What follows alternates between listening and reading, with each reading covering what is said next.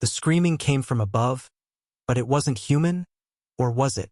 Samuel Morrison had been living alone in his ramshackle cabin for 3 years, convinced he was the only soul for 50 miles in the Nevada desert. But that piercing cry, echoing off the Red Canyon walls at dawn, would shatter everything he thought he knew about isolation. What Samuel discovered circling overhead that morning would challenge every law of nature he believed in. A child, no more than 8 years old, soaring alongside a golden eagle as if he belonged in the sky itself. The year was 1887, and the American frontier still held secrets that could drive a man mad. Samuel Morrison had fled to the Nevada Territory after the incident in Silver Creek, seeking nothing but solitude and the burning silence of the desert. His crude cabin, built from salvaged railroad ties and desert stone, sat like a forgotten prayer in the vastness of the Great Basin. For 3 years, his only companions had been the scorpions that skittered across his floor at night and the occasional coyote that howled at the moon. But on this particular morning, as the sun painted the eastern mountains gold, Samuel stepped outside to check his water barrels and heard something that made his blood turn to ice. A cry high-pitched, desperate, and utterly impossible. It came from the sky, from the direction of Eagle's Crown, the towering rock formation that dominated the northern horizon.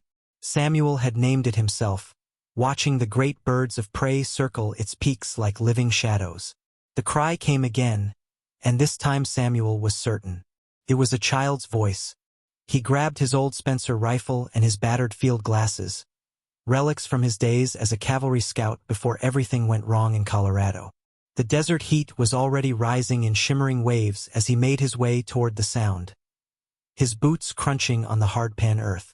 The cry echoed again, closer now, and Samuel raised his glasses to scan the sky. What he saw defied every rational thought in his head. A boy was flying, not falling, not jumping from some hidden ledge, but actually soaring through the air with wings outstretched. Except they weren't wings at all. They were arms, spread wide as he glided between 2 massive golden eagles.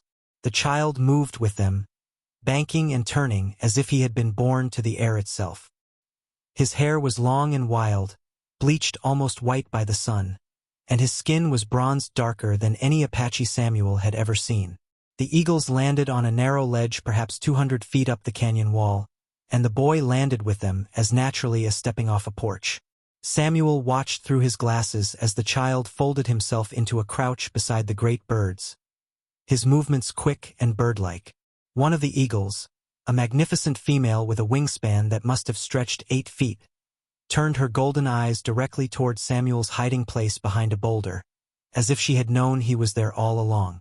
Samuel's hands shook as he lowered the field glasses. In 34 years of life, including 4 years fighting in the war between the states and 6 years scouting hostile territory for the army, he had never seen anything that challenged his understanding of the world like this. Children did not fly. Children were not raised by eagles in the wild. Yet the evidence soared before his eyes, impossible as thunder in a clear sky.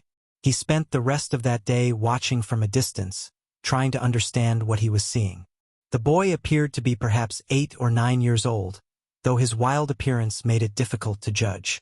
He moved between the eagles as if he were one of them, sharing their hunt, mimicking their calls. When the female eagle brought back a rabbit, the boy tore at the raw meat with his teeth, eating as his feathered family did. As the sun began its descent toward the western mountains, Samuel saw the boy do something that made him question his own sanity. The child stepped to the edge of the ledge, spread his arms wide, and leaped into empty air.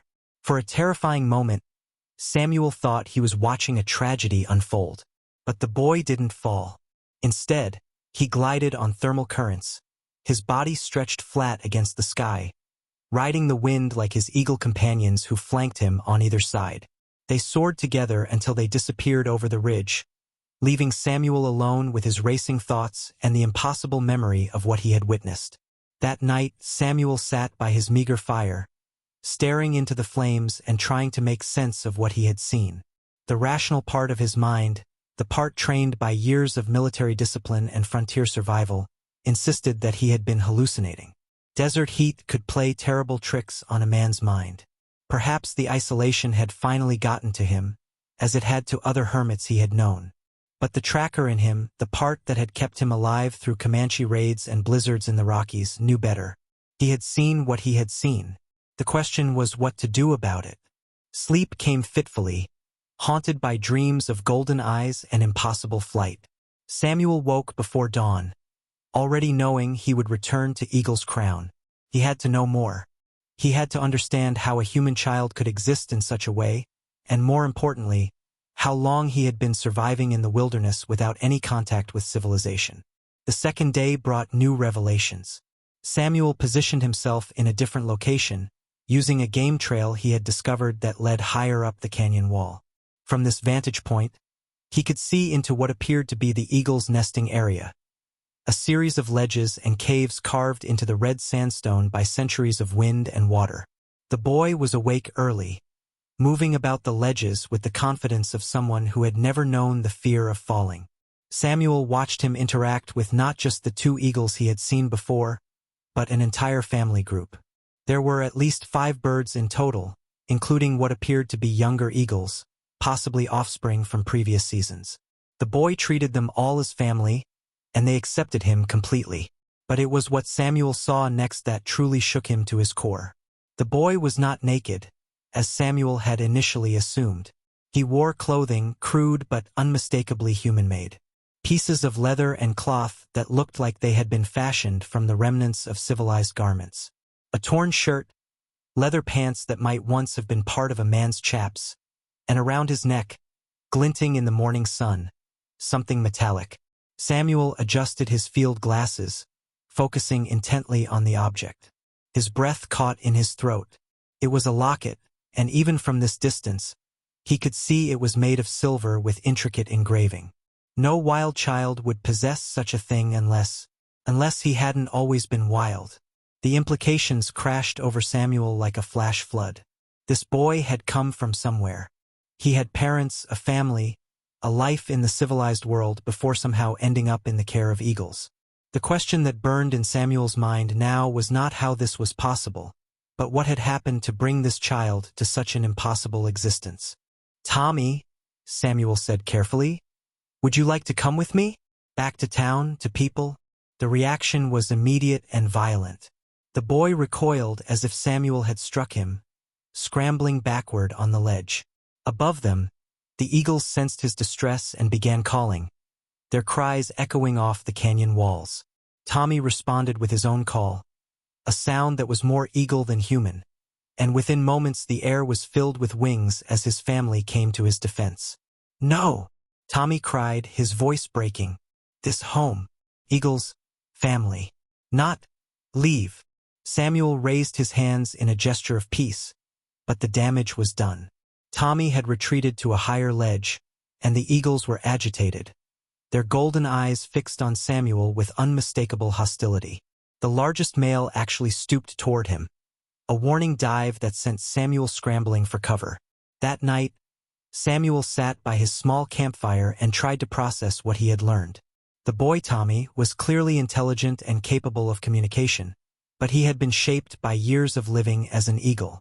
To him, the idea of returning to human civilization was not rescue but betrayal of everything he knew and loved. Samuel found himself facing a moral dilemma that kept him awake staring at the stars. Did he have the right to force the boy back to civilization? Tommy was surviving, even thriving in his unique existence. He had family, a home, a way of life that, while impossible by normal standards, was working for him. But he was also a human child, one who belonged to the world of men, not birds. The answer came to Samuel 3 days later in a way he never could have anticipated. He was preparing to break camp, having decided that he would return to his cabin and try to forget what he had seen, when he heard a sound that chilled him to the bone. Voices, multiple voices, echoing up the canyon from the south. Samuel grabbed his field glasses and climbed to a high vantage point. What he saw below made his heart race. A group of 6 men on horseback, led by someone Samuel recognized with a sick feeling in his stomach. Jake Murdoch, a bounty hunter and slaver who operated in the gray areas of territorial law. Murdoch specialized in capturing and selling exotic specimens, to wealthy collectors back east who paid handsomely for wild men, Indian children, and other human curiosities. Somehow, word had gotten out about the boy. Samuel cursed himself for not being more careful. In a territory where gossip traveled faster than telegraphs, even the most incredible stories had a way of reaching the wrong ears. Murdoch and his men were setting up camp at the base of Eagle's Crown, clearly planning to stay until they captured their prize. Samuel watched them through his glasses, noting their equipment: nets, ropes, and what looked like tranquilizer darts. They weren't planning to kill the boy, but what they had in mind might be worse than death. Samuel made his decision in that moment. Whatever moral ambiguity he had felt about Tommy's situation evaporated in the face of this threat. The boy might be better off with his Eagle family than in civilization, but he certainly didn't deserve to end up as a sideshow attraction in some eastern circus. The old scout spent the rest of the day formulating a plan. He couldn't take on 6 armed men in a direct confrontation, but he had advantages they didn't know about. He knew the terrain intimately now, he understood the Eagles' behavior patterns, and most importantly, he had Tommy's trust, however fragile it might be. As night fell, Samuel made his way carefully through the canyon, avoiding Murdoch's sentries. He had learned the hard way over the past week how to move without alerting the Eagles, and he used every bit of that knowledge now.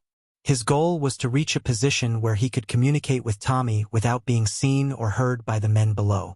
He found the boy on his usual sleeping ledge, surrounded by his Eagle family. In the moonlight, the scene looked almost mythical, a human child nested among the great birds like something out of an ancient legend. Samuel whistled softly, a sound he had learned would get Tommy's attention without alarming the Eagles. The boy's head came up immediately, those golden eyes finding Samuel in the shadows. Tommy moved with careful silence to the edge of the ledge, and Samuel gestured for him to come closer. After a moment's hesitation, the boy glided down to Samuel's position, landing with barely a whisper of sound. "Tommy," Samuel whispered urgently, "there are bad men down there. They want to catch you, take you away from your Eagles." The boy's expression grew fierce. "Eagles, protect. Always protect. They'll try, son, but these men have guns. They'll kill your family if they have to." The words hit Tommy like a physical blow. He looked back toward his sleeping Eagle family, then at Samuel. "What do?" Samuel had been wrestling with this question all day. "We have to get you away from here. Hide you somewhere safe until they give up and leave." "But Eagles. Your Eagles are smart, Tommy. Smarter than those men know. If you're not here, if there's no boy to catch, they'll think it was all just a story. They'll leave, and then you can come back." Tommy considered this, his young face serious beyond his years. "Where? Hide. I have a cabin, about a day's travel south. You could stay there until it's safe." The boy was quiet for a long moment, and Samuel could see the war going on in his mind. Finally, Tommy looked up at him with those unsettling golden eyes. "Eagles? Come too?" Samuel's heart ached for the child. "Son, Eagles can't live in a cabin. But maybe they could stay nearby. Maybe they could visit." It wasn't a perfect solution, and they both knew it. But as if to emphasize the urgency of their situation, a man's voice echoed up from below, one of Murdoch's men calling out that he thought he had seen movement on the cliffs. "We have to go now, Tommy. Right now." The boy looked back at his sleeping family one more time, then nodded. But instead of following Samuel toward the path that led down and away from the canyon, Tommy scrambled up toward the Eagle's roost. Samuel watched in amazement as the boy somehow communicated with the great birds. There was no way to understand what passed between them, a mixture of gestures, sounds, and something that seemed almost telepathic. But whatever Tommy told them, the Eagles responded. The largest female, the one Samuel had come to think of as Tommy's primary guardian, actually rubbed her beak against the boy's face in what could only be described as a farewell. Then Tommy did something that took Samuel's breath away. He removed the silver locket from around his neck and hung it from a protruding piece of rock where the Eagles could see it. It was a promise, Samuel realized. Promise that he would return. The journey to Samuel's cabin took longer than expected. Tommy, for all his remarkable abilities, had never walked any significant distance on the ground. His feet were tough as leather, but he wasn't accustomed to the steady pace needed to cover miles of desert terrain. Several times, Samuel had to convince him not to try to glide ahead, explaining that they needed to stay low and out of sight.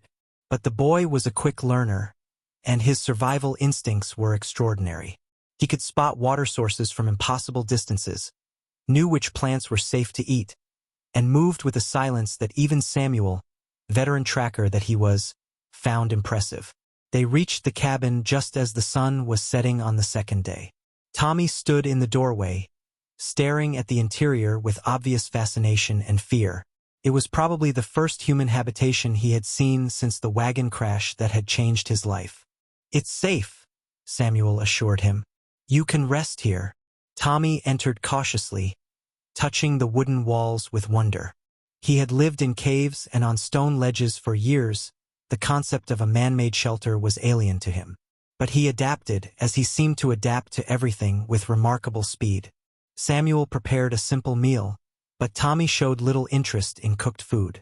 Instead, he went outside and returned a few minutes later with a rabbit he had somehow caught with his bare hands. Samuel watched in amazement as the boy prepared and ate the raw meat with the efficiency of a natural predator. "Tommy," Samuel said as they settled in for the night, "can you tell me more about before? About your mama and papa?" The boy struggled with the memories, his face contorting with effort. "Wagon, going west. Papa, looking for." He gestured helplessly, lacking the words. "Gold? Land? What was your papa looking for?" "Shiny things. In ground. A gold prospector, then." That made sense. The crash site was along what had once been a minor mining trail, before the easier routes had been established. Tommy's family had probably been heading to one of the small mining camps in the territory when disaster struck. "Do you remember their names? Your mama and papa's names?" Tommy's brow furrowed in concentration. "Papa, William. Mama, she." He touched where the locket had been. "Mary. Mama Mary. William and Mary." Common enough names, but Samuel filed them away. Somewhere, there might be records, people who remembered a family that had disappeared in the desert years ago. "Tommy, what do you remember about the accident? When the wagon fell?" The boy's expression grew dark, and for a moment Samuel thought he wouldn't answer. Then, in halting words, the story came out. The wagon had been following what they thought was a safe trail along the canyon rim. William had been driving, Mary holding baby Tommy in her arms. A sudden storm, wind and rain that made the trail treacherous. A wheel had slipped, and then they were falling, tumbling into the canyon. Tommy remembered his mother's scream, his father's shout, the terrible sound of splintering wood and breaking bones. He remembered crying in the wreckage, hurt but alive, while his parents lay silent and still. He had crawled from the debris, calling for Mama and Papa, but they never answered. That first night had been the worst. Cold, alone, terrified by the sounds of desert predators drawn by the scent of blood. Tommy had hidden in a crevice between the rocks, too young to understand death but old enough to know that something terrible and final had happened. The eagles had come the next morning. The female, the one who would become his primary guardian, had been drawn by the sound of his crying. Instead of seeing him as prey or a threat, something in her ancient bird brain had recognized him as a youngling in need of care. She had brought him food pre-chewed meat from her own crop, the way she would feed her own nestlings. Other eagles had joined her over the following days and weeks.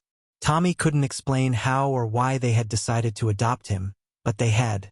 They had carried him to their nesting area, taught him to eat raw meat, protected him from other predators, and somehow, impossibly, taught him to soar. "How?" Samuel asked. "How did they teach you to fly?" Tommy struggled to explain something that was more instinct than learning to him now. "Watch. Eagles, show. Jump small. Then, bigger. Wind. Catch me. Eagles. Catch me too if fall." Samuel began to understand. It hadn't been sudden, it had been years of gradual training.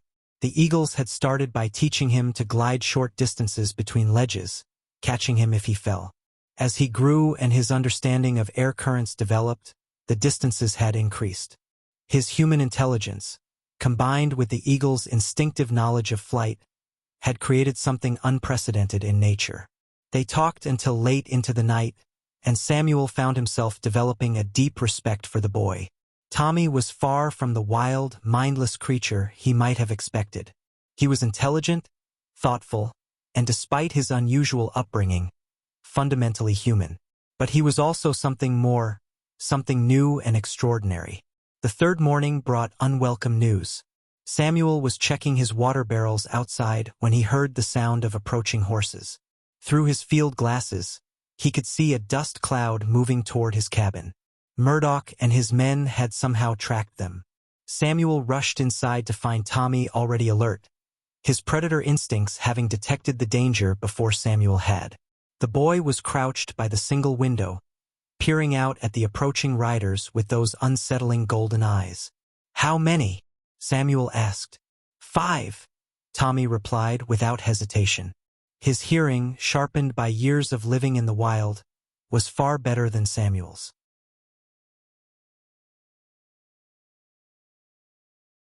Samuel did a quick count of his ammunition and grimaced. He had enough for a prolonged fight, but not enough to guarantee victory against 5 armed men. Worse, if shooting started, there was no guarantee Tommy wouldn't be hurt in the crossfire. "Tommy," he said urgently, "is there another way out of here? Something they won't see?" The boy nodded immediately.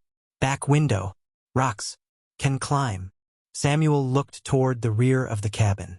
There was indeed a small window, barely large enough for a man to squeeze through, and beyond it a tumble of boulders that led up toward the ridge line. It might work if they could get out unseen. But even as he was planning their escape, Samuel realized something that made his blood run cold. These men weren't here by accident. They knew exactly where to find him, which meant someone had been watching him, tracking his movements. He and Tommy had been followed from Eagle's Crown. The riders were close enough now that Samuel could hear individual voices. Murdoch's voice, giving orders. They were surrounding the cabin, cutting off all obvious escape routes. Professional work, Samuel had to admit grimly. "Tommy," he whispered, "when I give the word, I want you to go out that back window and climb up into those rocks. Don't stop. Don't look back. Just climb as high and as fast as you can." The boy's golden eyes were fierce with determination. "What about you? I'll follow. But if something happens to me, if I don't make it out, you have to promise me something. Promise me you'll stay hidden until they give up and leave. Then go back to your eagles." Tommy nodded solemnly, understanding the gravity of the situation despite his youth. Murdoch's voice rang out across the desert silence. "Morrison, we know you're in there, and we know you have the boy. Come out peaceful, and nobody needs to get hurt." Samuel positioned himself at the front window with his rifle. "What do you want, Murdoch?" "Just the boy, Morrison. We got a buyer back east. Pays good money for curiosities. Boy won't be harmed, just exhibited. He'll live better than he is now. The boy's not for sale. Everything's for sale, Morrison. Even you. I got papers here, legal documents. Boy's a danger to himself and others, living wild like that. We're authorized to take him into protective custody." Samuel almost laughed at the brazenness of the lie. Murdoch's legal documents were probably forged, or purchased from some corrupt territorial official. But they would be enough to give his actions a veneer of legitimacy if anyone asked questions later. "My answer's the same, Murdoch. Boy stays with me." There was silence for a moment. Then Murdoch's voice took on a harder edge. "Morrison, we can do this easy or hard. Your choice." Samuel made his choice by putting a rifle bullet into the ground about 2 feet from where Murdoch sat his horse. The bounty hunter's mount reared, nearly throwing him, and suddenly the desert morning exploded into chaos. "Go!" Samuel shouted to Tommy. The boy moved with liquid grace, slipping through the rear window like smoke. Samuel heard him land outside and begin scrambling up the rocks with the agility that only years of cliff dwelling could provide. At least he was clear of the immediate danger. Samuel kept up a steady fire from the front window, forcing Murdoch's men to keep their heads down. His military training served him well. He made every shot count, aiming to wound and disable rather than kill, but making sure his opponents knew he was serious. But 5 against 1 were not good odds, especially when the 5 had him surrounded. Samuel realized his ammunition wouldn't last long at this rate, and Murdoch's men were already starting to maneuver around to flanking positions. Then he heard something that made his heart soar and his blood freeze at the same time. From somewhere high above came a sound that was part human whistle, part eagle scream. Tommy was calling his family. The response was immediate. The sky above Eagle's Crown, visible in the distance, suddenly filled with wings. Not just Tommy's immediate family, but what looked like every eagle in the territory. They rose in a great spiral, catching the thermal currents, and then began flying directly toward the cabin. Samuel watched in amazement as Tommy appeared on the ridge above the cabin, silhouetted against the morning sky. The boy spread his arms wide and made that impossible leap, gliding down toward the approaching eagles. The largest female met him in midair, and for a moment Samuel thought she was going to attack him. Instead, she positioned herself beneath him, allowing him to grasp her legs, and together they soared back up toward the rest of the flock. Murdoch and his men had stopped shooting, staring in amazement at the impossible sight above them. Samuel could hear their voices, filled with awe and greed. This was even better than they had hoped, not just a wild boy, but one who could actually fly with eagles. But Tommy wasn't finished. As Samuel watched, the boy did something that defied explanation. Riding the thermal currents with his eagle family surrounding him, he began to orchestrate what could only be described as an aerial assault. The eagles dove at Murdoch's men not randomly, but with obvious coordination. They targeted the horses first, spooking them with near misses and piercing cries. 2 of the mounts bolted immediately, carrying their riders away from the fight. The remaining men tried to shoot at the birds, but eagles are incredibly difficult targets, and their shots went wild. Tommy, gliding between his feathered guardians, added his own voice to the cacophony. But he wasn't just screaming, he was coordinating the attack, somehow communicating with the eagles in their own language. Samuel watched a golden eagle stoop toward one of Murdoch's men, talons extended, only to pull up at the last second as Tommy called out. The message was clear: they could kill if they chose to, but they were showing mercy. The psychological effect was devastating. These were hard men, used to violence and danger, but nothing had prepared them for being attacked by a coordinated force of eagles commanded by a flying boy. Within minutes, 2 more horses had bolted, and the remaining men were firing wildly at targets they couldn't hit while trying to control their panicking mounts. Only Murdoch himself remained, his horse trained for combat and his nerve holding despite the impossible circumstances.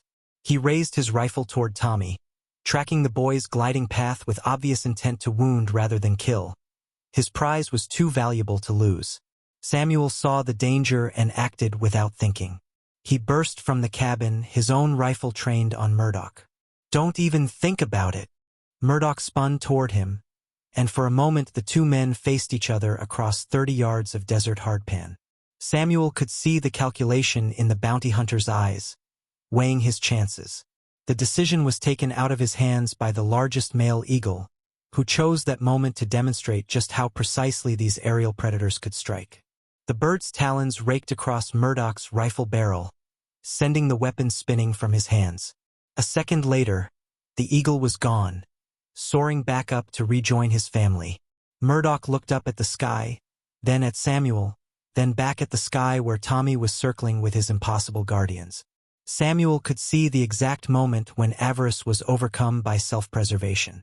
Without another word, Murdoch spurred his horse and rode hard toward the south, following the trail left by his scattered men. Samuel stood in the sudden silence, watching the dust cloud of Murdoch's retreat fade into the distance. Above him, Tommy and the eagles continued to circle, their cries echoing off the desert rocks. Gradually, the birds began to disperse, returning to their territories and hunting grounds. But Tommy remained aloft, riding the thermals with effortless grace. Finally, The boy glided down to land near Samuel, his feet touching the ground as lightly as a shadow. For a moment, neither of them spoke. Then Tommy looked up at the old scout with those remarkable golden eyes. "Safe?" he asked. Samuel nodded. "Safe. For now." But even as he said it, Samuel knew that their troubles were far from over. Word of what had happened here would spread, despite Murdoch's retreat. The story of a boy who could fly with eagles would grow in the telling, attracting more curiosity seekers, more bounty hunters, more people who would want to capture and exploit Tommy for their own purposes. "Tommy," Samuel said carefully, "those men will tell others what they saw. More will come. Do you understand?" The boy nodded gravely. Despite his youth, he had already grasped the implications of his unique nature becoming widely known.